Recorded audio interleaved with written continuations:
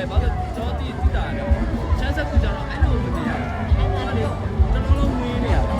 အဲ့လိုပိတ်မသွားဘူးဒီကိုပိတ်မသွားဘူးဒီကိုဘယ်မှာဘလောက်မနေဘူး